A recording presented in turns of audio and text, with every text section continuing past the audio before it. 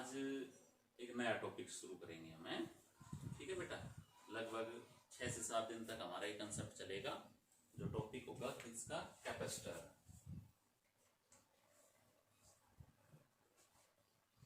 ठीक है बेटा। कैपेसिटर का टॉपिक हम चलाएंगे, ओके। देखिए, देखा हुआ है वैसे कैपेसिटर किसी ने प्रैक्टिकली? कैपेसिटर पंखा है, जैसे पंखे के अंदर एक व्हाइट कलर का डिब्बा लगा हुआ रहता है सिलेंड्रिकल, वो कैपेसिटर है। दूध मथने वाली जो रही होती है उसके अंदर रहता है, ठीक है। जिसमें भी मोटर का इस्तेमाल होता है वहां हर जगह होता है कैपेसिटर। ये कैपेसिटर्स तो आपने देखे हैं, ठीक है ना, जर्नल वे से आप इनको बता सकते हो। और भी आपने बहुत जगह पर कैपेसिटर देखे हैं, अलग अलग शेप के कैपेसिटर होते हैं, ठीक है ना। एक दिन मैं 1-2 रोज में एक बार बताऊंगा, इसको दिखाऊंगा और सारे कैपेसिटर्स के बारे में बताएंगे प्रैक्टिकली, ठीक है।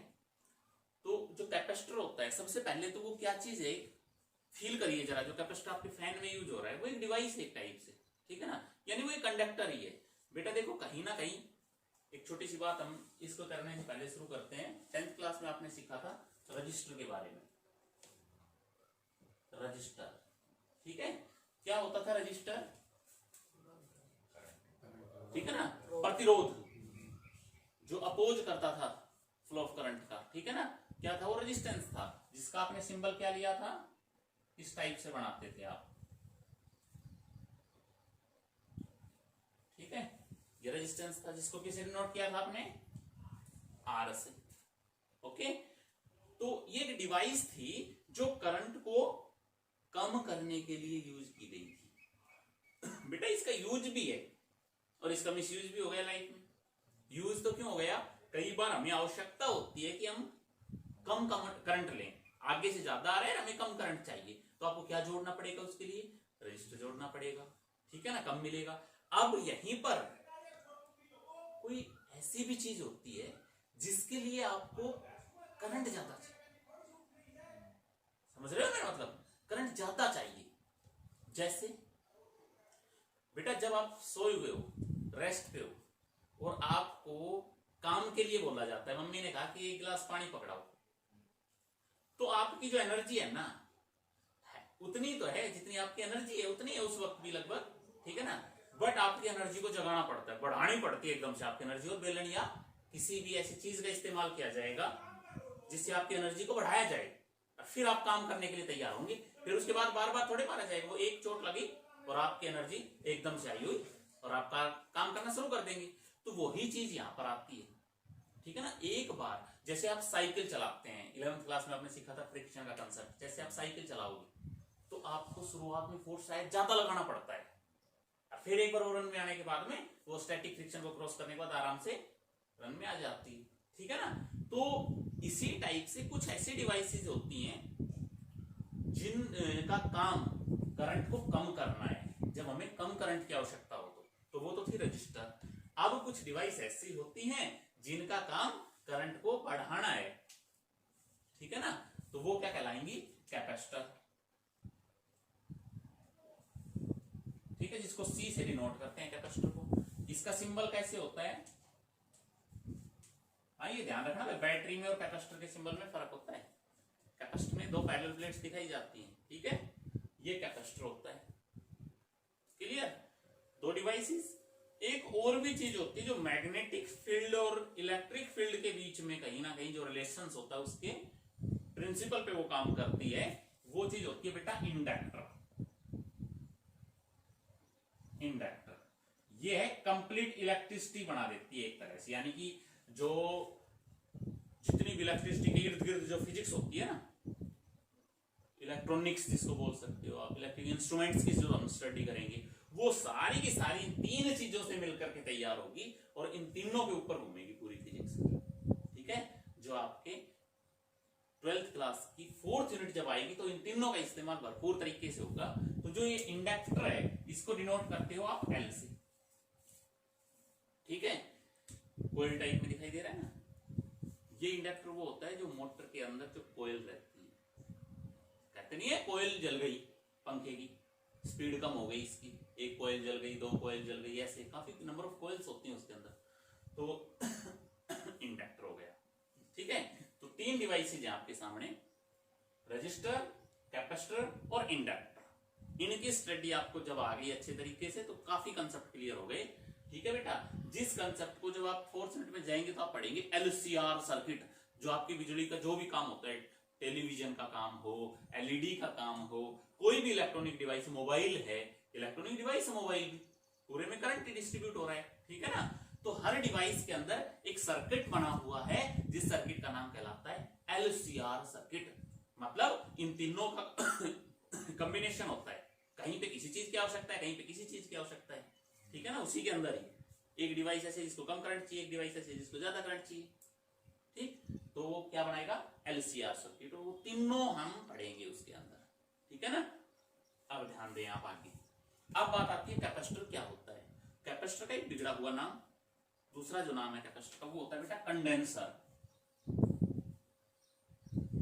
कभी सुना भी होगा ना मिस्त्रियों से, कंडेंसर जल गया इस चीज का, वो कंडेंसर यूज करते हैं जनरल वे में अपने ना, रियल में वो क्या है, कैपेसिटर या कंडेंसर बोला जा सकता है। तो बेटा कैपेसिटर होता क्या है, सबसे पहले क्या कहोगे आप, it is a device which is used to store the energy।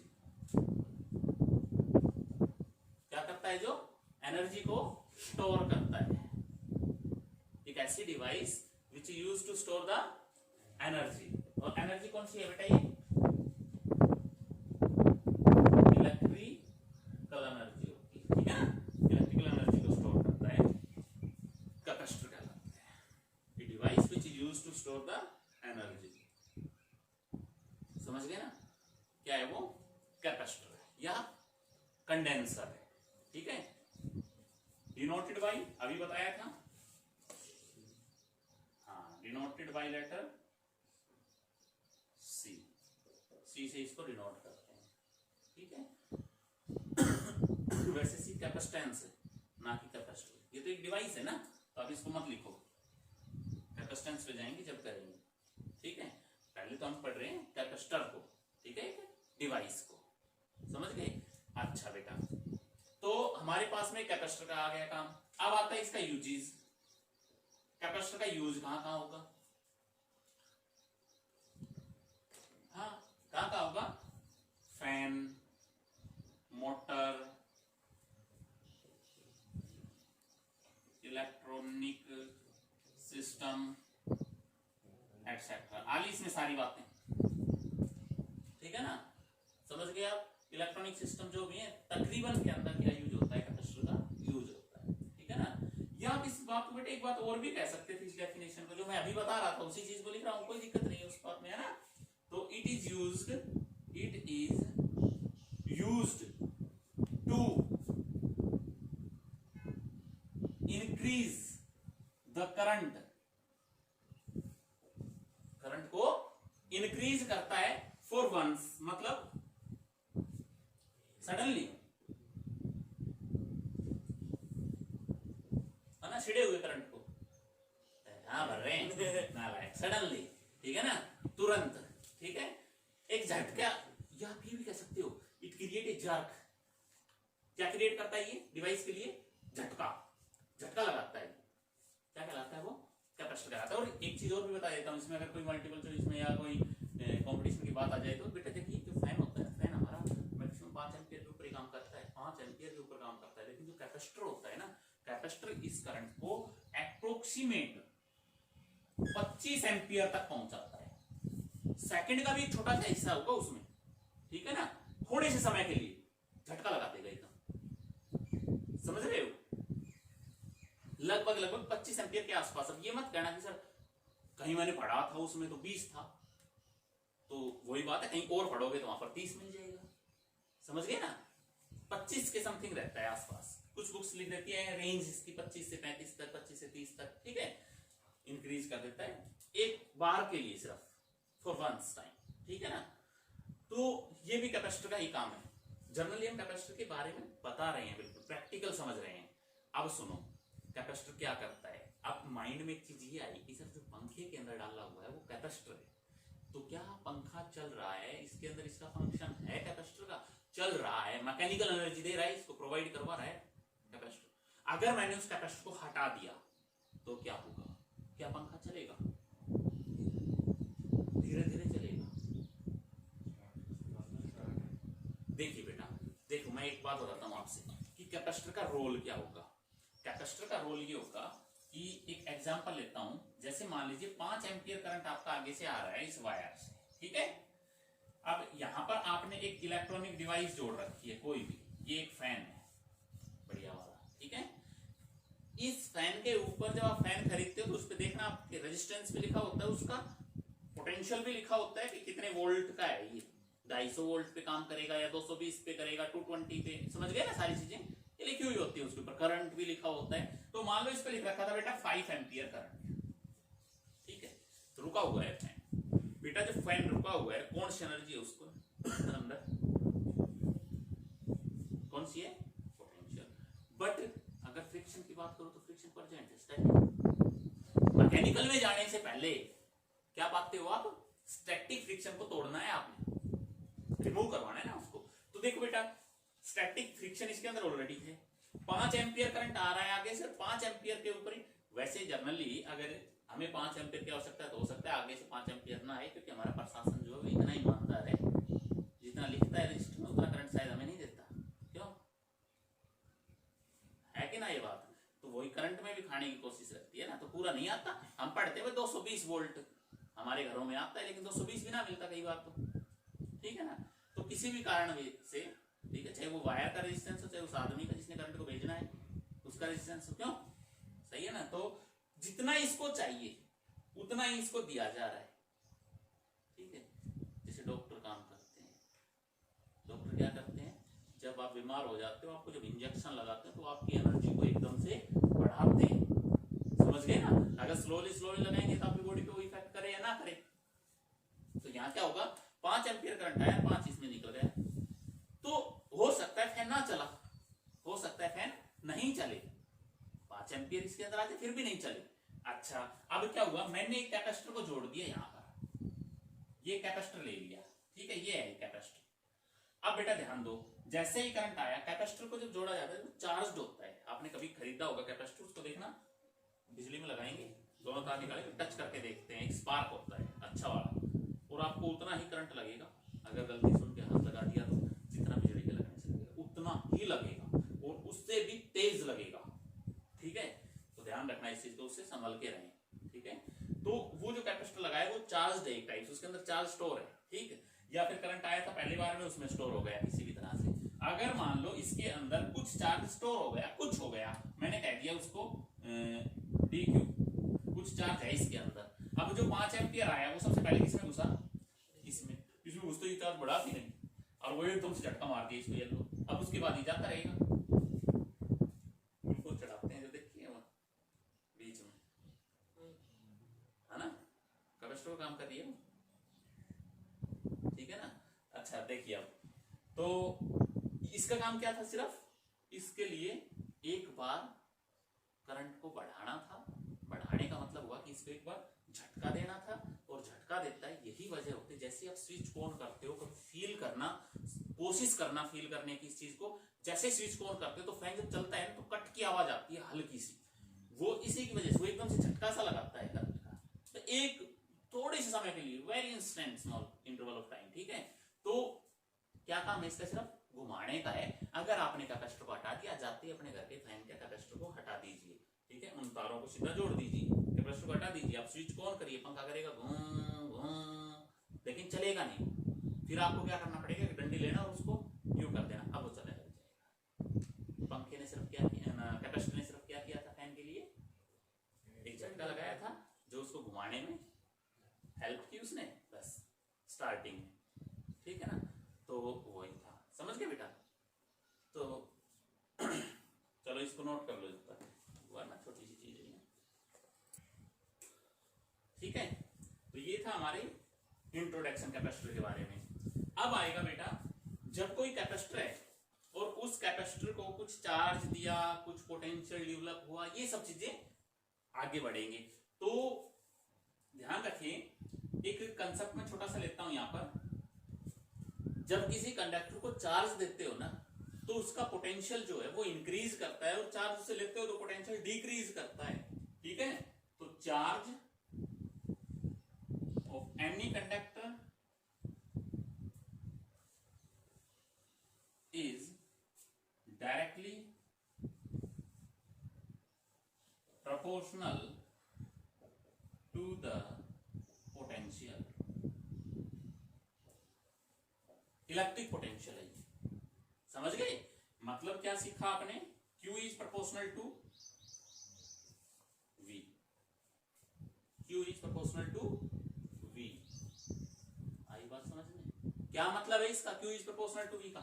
मान लीजिए ये कंडक्टर है, कोई भी कंडक्टर है, ठीक, और इसके अंदर कुछ चार्ज था पहले से ही था, और एक आप कोई चार्ज लेकर आ रहे हो इसमें धीरे धीरे धीरे धीरे।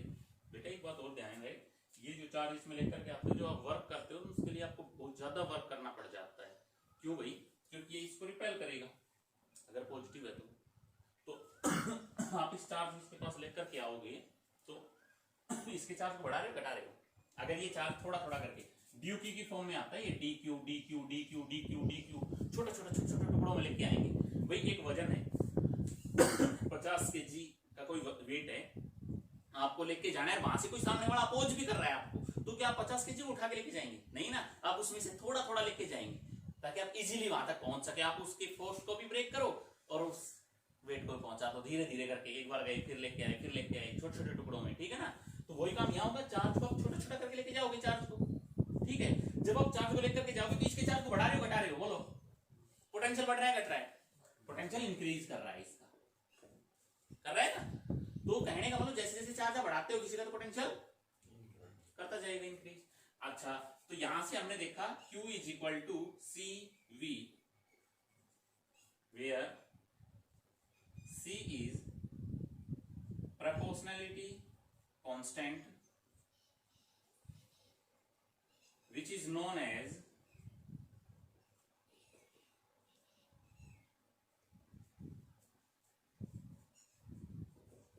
Capacity of conductor.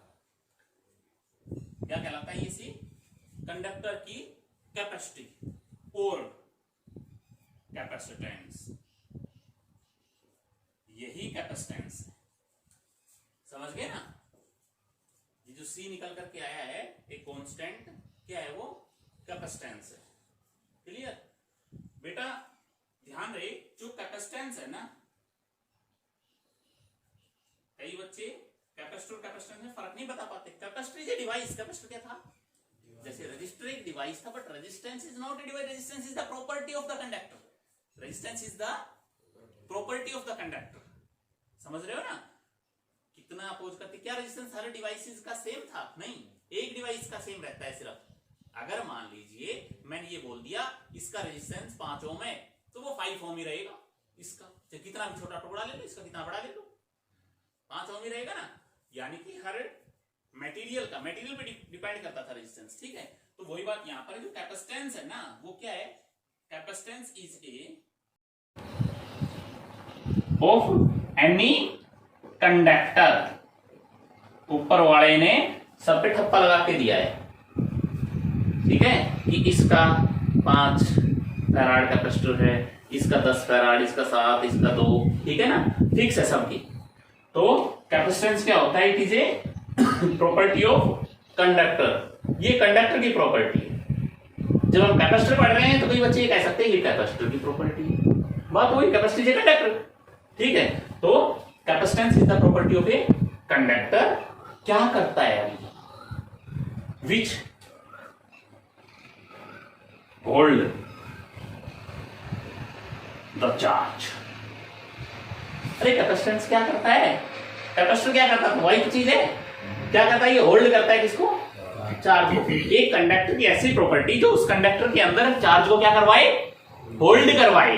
अब कंफ्यूजन उससे पहले की बताई थी, एनर्जी स्टोर क्या करता है? एनर्जी। तो इसी को सुधार देते हैं, क्या लिखेंगे? Which hold the charge in the form of, real low, in the form of electrical energy, समझ गए ना क्या कहलाता है ये? कैपेसिटेंस। ठीक है बेटा। अच्छा, इट इज डिनोटेड बाय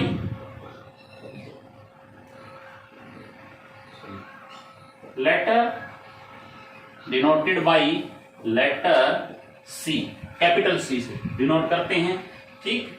अच्छा, फिर आपकी its unit is, its unit is, unit क्या होती है कैपेसिटेंस की? फॉर्मूला बता देता हूं पहले तो मैं इधर। फॉर्मूला जर्नली क्या आया? C is equal to Q by V, Q by V. ठीक है ना? सी बराबर, अब माइंड में ये आएगा, बोले सर गुलाम भी हो सकता है क्योंकि चार्ज को स्टोर करता है, कैपेसिटर क्या स्टोर कर रहा है? चार्ज, तो गुलाम भी बने माइंड में, इसकी यूनिट कूलम हो सकती है। कैपेसिटर किसको स्टोर कर रहा है? एनर्जी को, तो जूल भी हो सकती है सर इसकी यूनिट। ये आती है माइंड में, बट इसकी यूनिट ना कूलम होती ना ही जूल होती। क्या होती है? इस यूनिट इज फैराड, फराडी है ना, फैराड, जिसको डिनोट करते हैं बेटा एफ से। ठीक है, एफ से। माइक्रो फैराड, मिली फैराड, बहुत कम अमाउंट में रहता है कैपेसिटर किसी भी कैपेसिटर का। जैसे फैन का कैपेसिटर उसको देखेंगे तो उस पर 1.5 माइक्रो फैराड, मतलब सोचो माइक्रो फैराड कितनी छोटी, 10 की पावर -6, 10 का -6 होता है ना, तो कितना थोड़ा होता है पंखे के अंदर जो कैपेसिटर, 10 की पावर -6 वाला है। तो इसकी यूनिट क्या होती है? फैराड। क्लियर है? किस चीज को पढ़ रहे हो आप? कैपेसिटर को, कैपेसिटेंस, जिसका फॉर्मूला है आपके पास में Q बाई V। ठीक है। अच्छा, एक बात और रह गई इसमें,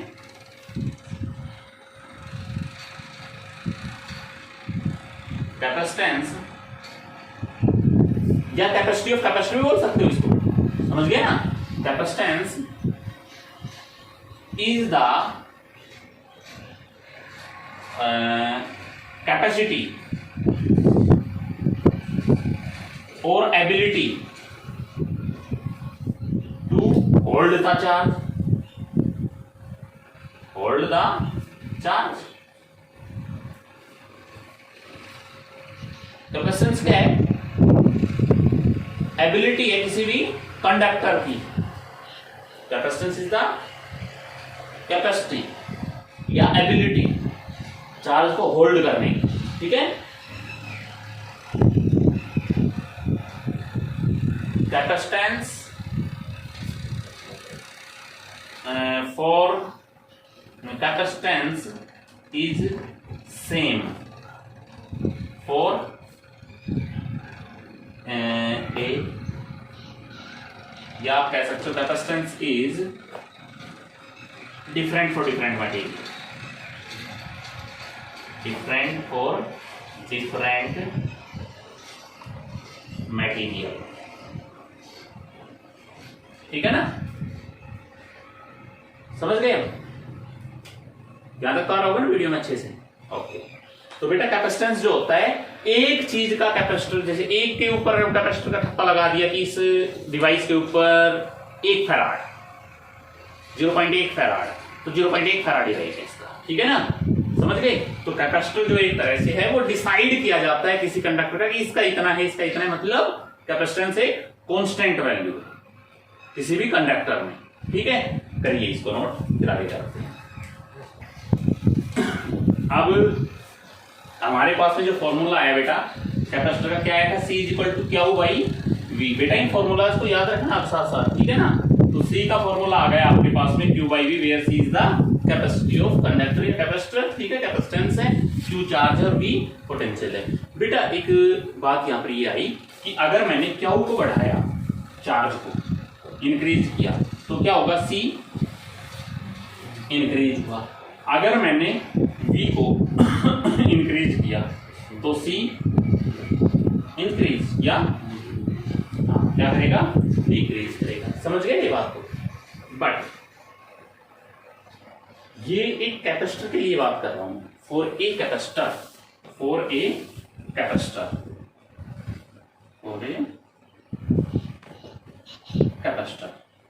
नॉट कंडक्टर्स, हर कंडक्टर के लिए बात नहीं है ये, मतलब इसका मतलब ये है एक कैपेसिटर है कोई भी, उसके लिए मैं ये बात कर रहा हूं कि अगर उसके अंदर चार्ज बढ़ाऊंगा तो उसका कैपेसिटेंस बढ़ेगा, उसके अंदर चार्ज घटाऊंगा कैपेसिटेंस घटेगा, समझ गए ना, वो बात आ रही है यहाँ पर। बट यहाँ आप एक चीज और सीखेंगे, जैसे देखो इसको मैं अच्छे से फील करवाता हूँ। बेटा आपने पढ़ा था इलेक्ट्रिक करंट V = IR, याद है किसी के माइंड में? V = IR, ये फॉर्मूला आया था आपके पास, ठीक है। R = क्या बना था यहाँ से? V/I, तो V के साथ बढ़ता था, जैसे जैसे आप पोटेंशियल को बढ़ाते थे तो रेजिस्टेंस क्या था? बढ़ता था, और जैसे जैसे करंट को बढ़ाते थे तो रेजिस्टेंस डिक्रीज कर रहा होता था ना रिलेशन। अच्छा, उसी टाइप से ये वाली बात आई है। बट अगर आपसे कोई ये कहे क्या रेजिस्टेंस V और I पर डिपेंड करता है, तो जवाब क्या था? नहीं करता। ये सिर्फ मटेरियल के ऊपर डिपेंड करता है, किस नेचर का मटेरियल है, और दूसरी उसकी डायमेंशंस के ऊपर डिपेंड करता है, समझ गए ना। V और I पर डिपेंड नहीं करता। ये V और I पर डिपेंड करने का मतलब क्या पढ़ाया था आपने यहाँ पर? हमने यहाँ पर ये इसलिए पढ़ना पड़ा था कि एक रजिस्टर जोड़ रखा है, उसका रेजिस्टेंस 1 ओम है। अगर मैंने उसके अंदर वैल्यू करंट की बढ़ाई तो उसके रेजिस्टेंस में फर्क आया, ठीक है ना। V बढ़ा, I बढ़ा, इस टाइप से जो आप इसका ग्राफ बनाते थे, है तो वो एक ही डिवाइस, ठीक है ना, लेकिन देखो बढ़ती जा रही है वैल्यू कहीं ना कहीं। वो बात अलग है कि कांस्टेंट है, कांस्टेंट ही चल रहा है, ठीक, कांस्टेंटली बढ़ रहा है, वही चीज यहां पर आई, ठीक। तो ध्यान रखने की बात क्या है? Capacitance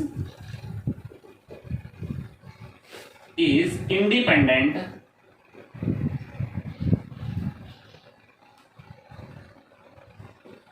on V and Q, independent होता है, ठीक है ना, इनके ऊपर। It depends on the dimension of conductor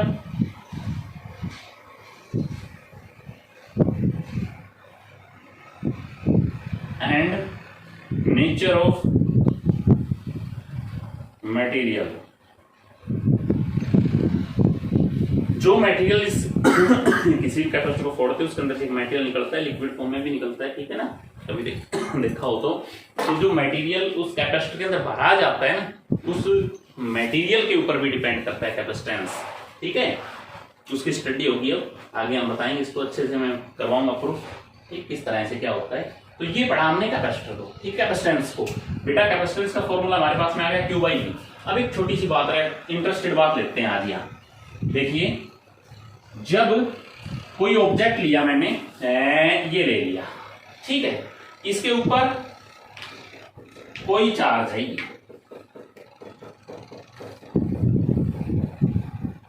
okay, इसका अपना कोई सेंटर था ये वो, और इसके अंदर क्या था? पोटेंशियल था, इसका अपना कोई पोटेंशियल होगा। जो चार्ज था वो बेटा मैंने क्या था, इसके ऊपर कितना है? Q चार्ज, ठीक है। अब सुनो, मैंने आपसे कहा था कि बेटा एक चार्ज लेके आओ, कौन सा चार्ज लाते हो आप? dq, यानी कि जितना भी चार्ज हो, नहीं पता हमें, लेकिन लेके कितना आना पड़ेगा उसमें से? dq लेके आना पड़ेगा। पता लगा क्यों लेके आना पड़ेगा? क्योंकि आप अगेंस्ट वर्क कर रहे हो इसके फोर्स के, इलेक्ट्रिक फोर्स से। काम वही है सारा सारा, इलेक्ट्रिक पोटेंशियल का इसके अंदर रोल है, तो इलेक्ट्रिक पोटेंशियल का फॉर्मूला आपको चाहिए ना। V = क्या था? डेल V का formula work minus of work electric force था कि नहीं? तो कहीं ना कहीं उसका यूज हो जाएगा। अब सुनो बेटा, इसके अंदर ध्यान दे, चार्ज लेकर के आए हो, आप वर्क कर रहे हो, dq चार्ज को लाने में कितना वर्क कर रहे हो आप? dw कर रहे हो ना। जब आप इसके चार्ज को यहां लेकर के आ रहे हो तो इसका पोटेंशियल क्या कर रहा है? चार्ज बढ़ रहा है, पोटेंशियल बढ़ रहा है। और जब पोटेंशियल बेटा इसका इंक्रीज कर रहा है, क्यों कर रहा है इंक्रीज? क्योंकि चार्ज ला रहे हो। चार्ज कैसे लेकर के आ रहे हो? वर्क से ला रहे हो। तो एक रिलेशन बनाई मैंने यहां, V is equal to dw/dq। क्या समझ में आई बात? और V equal to W by Q 10th में फॉर्मूला पढ़ा था, वहां हमें डिफरेंशिएशन वगैरह की चीजों की नॉलेज नहीं थी, सीधा फॉर्मूला पढ़ा था आपने V equal to W by Q, वही तो है ये। तो V equal to dW by Q, समझ गए? वो अमाउंट ऑफ वर्क डन, बहुत ज्यादा वर्क है, लिखा dW है, वर्क बहुत ज्यादा करना पड़ता है हमें इसको लाने में, चार्ज को, ठीक है, जब dQ को लेके आते हैं। यानी कि पोटेंशियल को किस तरह से डिफाइन किया जा सकता है, डेफिनेशन और आई निकल के, वर्क डन बाई द, क्या लिखूं मैं इसको, work done by the external agent per unit, या एक्सटर्नल एजेंट टू ब्रिंग ए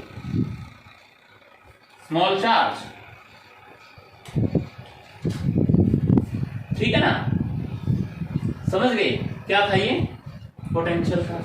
अच्छा, अब ला रहे हो इसका पोटेंशियल, बढ़ा रहे हो, और अगर बेटा पोटेंशियल बढ़ रहा है, if V increase then C, क्या कर रहे हो कैपेसिटर को आप, डिक्रीज कर रहे हो, ठीक है।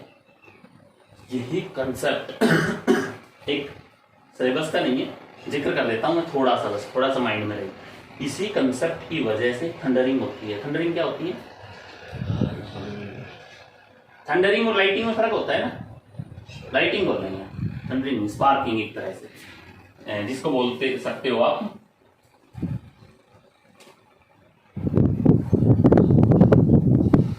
हाँ, यही तो वक्त चल रहे हो आप, क्यों, क्या है ये, कोरोना, ठीक है। तो कोरोना डिस्चार्ज, कोरोना डिस्चार्ज कैसे होता है, due to the corona discharge बिजली चमकती है, बादल बिजली गिरती है, जिसको बोलते हो ना बिजली गिर गई, तो यही प्रोसेस है, ठीक है। कैसे होता है इसमें भी मैं थोड़ा सा वैसे जिक्र कर रहा हूँ, सरसरी तौर पे देखना, ठीक। ये कोई ऑब्जेक्ट था, इसके ऊपर कोई चार्ज था, प्लस क्यू चार्ज होता है, ठीक है, yellow yellow yellow yellow yellow, इसके अंदर पोटेंशियल V था और इसके ऊपर कोई चार्ज था Q, ठीक है। वही चीज इसके पास में कोई एयर मॉलिक्यूल आया, ठीक है, कोई ऊपर की बातें हो रही है ना ये, तो एयर मॉलिक्यूल था कोई, तो एयर मॉलिक्यूल में क्या होगा, इस ऑब्जेक्ट की वजह से, इसके चार्ज की वजह से, जो इसके पास में कोई चार्ज है, किसी भी टाइप से वो चार्ज आ गया ऐसे, तो नेगेटिव चार्ज क्या होगा, इंड्यूस होगा, प्रोसेस पर रखा है फर्स्ट में, ठीक है ना, शुरुआत में इधर, और पॉजिटिव आ गया इधर, क्या मतलब कहेंगे आप इसको, पोलराइजेशन ऑफ एयर मॉलिक्यूल हो गया, पोलराइजेशन हो गया ना एयर मॉलिक्यूल का। अब ये नेगेटिव चार्ज कहां आएगा, इस पर आएगा इस पर जब नेगेटिव चार्ज आएगा तो इसके चार्ज को कम करेगा, ज्यादा करेगा, इस पर क्या वो चार्ज था, मान लो इसके ऊपर 10 कूलम चार्ज था, उधर से 1 कूलम नेगेटिव आ गया, क्या हुआ, 2 कूलम बचा, चार्ज डिक्रीज किया, तो यहां क्या हुआ, चार्ज डिक्रीज हुआ, पोटेंशियल डिक्रीज हुआ, कैपेसिटेंस बताओ, चार्ज पोटेंशियल डिक्रीज हुआ, कैपेसिटेंस क्यों हुआ,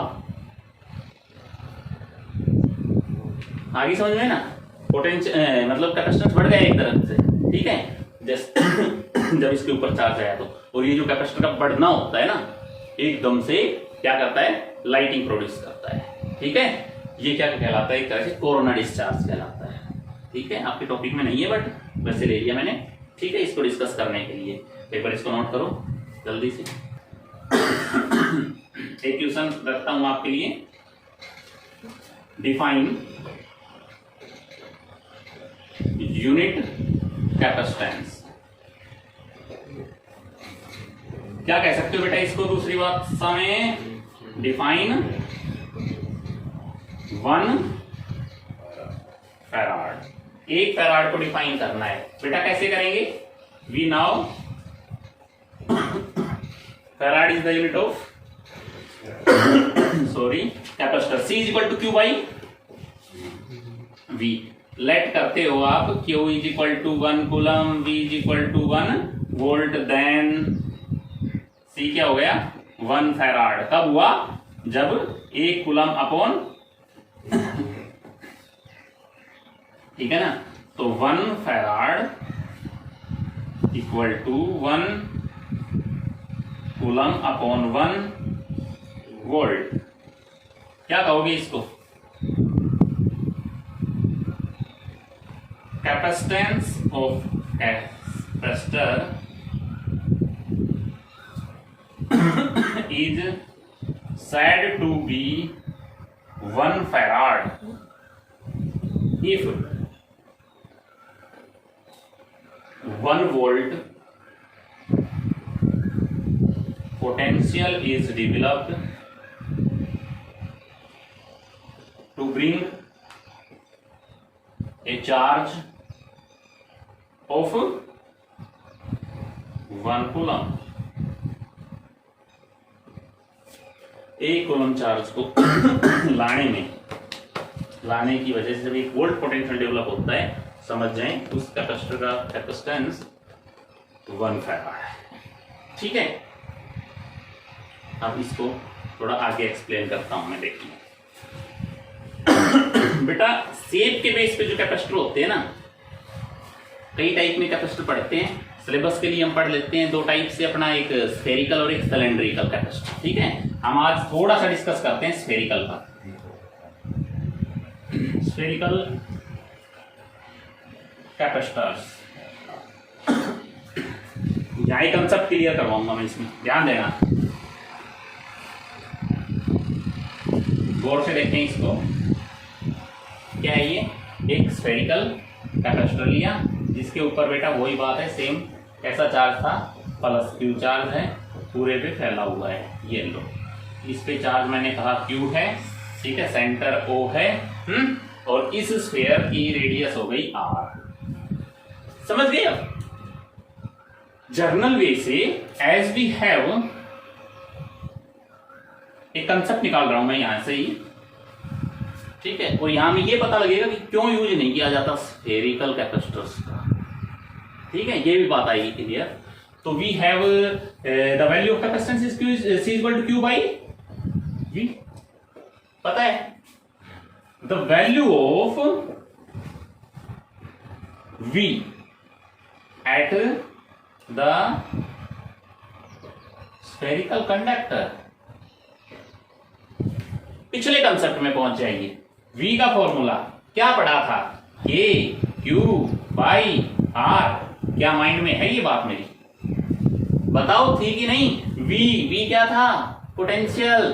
K Q बाई R। बेटा जब स्फेरिकल के लिए पढ़ते थे तो अंदर होते बार रेडियस यूज होती थी, होता था ना ये। आप देखिए फ्रॉम, या आप इक्वेशन फर्स्ट बिकम्स, क्या बनेगी equation first? C is equal to Q upon K Q by R। ठीक है, अच्छा Q यहां इसके हिसाब से लोगे आप, कैपिटल Q लिया है, मैंने कैपिटल ले लेता हूं, यहां पर भी सेम ही रहेगा। क्यों बेटा? Q से उड़ गया, अच्छा यहां से क्या बची वैल्यू? सच्ची सच्ची R बाई K, यानी कि C is equal to R by K। R क्या है? रजिस्टर, थप्पड़ टिकेगा, रेडियस है, R be the radius and K constant, ऊपर कांस्टेंट जो आया था, यूज हुआ था उसमें। अब सुनो, इसके बाद यहीं पर ही बता देता हूं थोड़ी सी बात बेटा। अगर मैं वैल्यू की पूछूं आपसे, क्या होती है बताना? के की वैल्यू 1 बाई एप्सिलॉन नॉट, तो शाबाश। तो C बराबर R upon 1 by 4 pi epsilon not, क्या बनेगी? 4 पाई एप्सिलॉन नॉट R। बताओ इस बात से सेटिस्फाई हो कि नहीं? पढ़ी कि नहीं बात? 4 पाई क्या है? कांस्टेंट है, तो C depends upon R। R क्या है बेटा? रेडियस मतलब डायमेंशन ही तो हो गई R, और epsilon not and epsilon not. Epsilon not क्या है? परमिटिविटी, मतलब हो गया ये मटेरियल को डिफाइन कर रहा है, मटेरियल को डिफाइन कर रहा है। एयर के लिए अलग होती है वैल्यू, वाटर के लिए अलग है, बताई तो थी, परमिटिविटी इन फ्री स्पेस अलग है।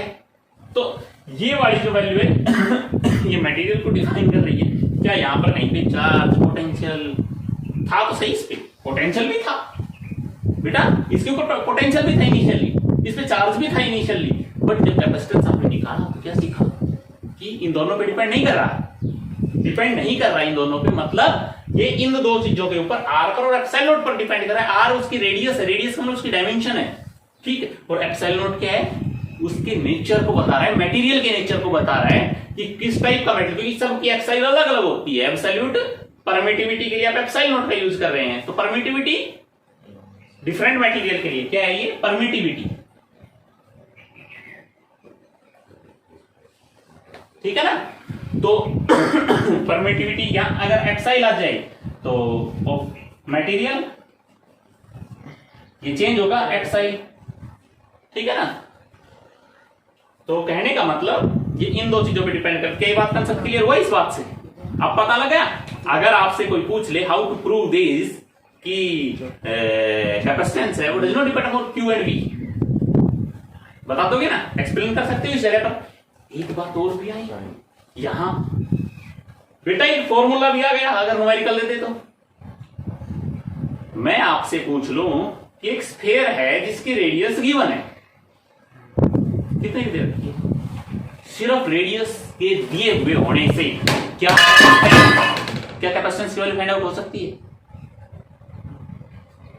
बताओ, सिर्फ रेडियस के गिवन होने से कैपेसिटेंस हम निकाल सकते हैं, ठीक है। चलिए इसको नोट करिए, फिर इसी के ऊपर एक न्यूमेरिकल करवाता हूं।